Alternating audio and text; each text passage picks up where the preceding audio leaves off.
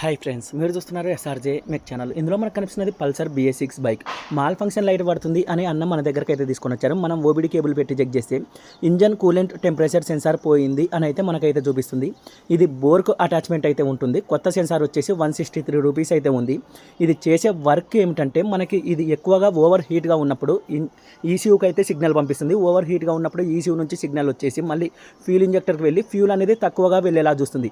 అదే ఎక్కువగా కూల్గా ఉన్నప్పుడు కాస్త ఎక్కువ ఫ్యూల్ పంపించేలా ఈ సెన్సార్ వర్క్ అయితే జరుగుతుంది. ఈ సెన్సార్ పోవడం వల్ల మనకి మైలేజ్ సరిగా రాకపోవడం, మార్నింగ్ సరిగా స్టార్ట్ కాకపోవడం ఇవన్నీ అయితే జరుగుతాయి. మార్నింగ్ BS6 వెహికల్ చూశారంటే మీరు కాస్త RPM ఆటోమేటిక్గా అవుతూ ఉంటాయి. అది ఈ సెన్సార్ చేసే పని.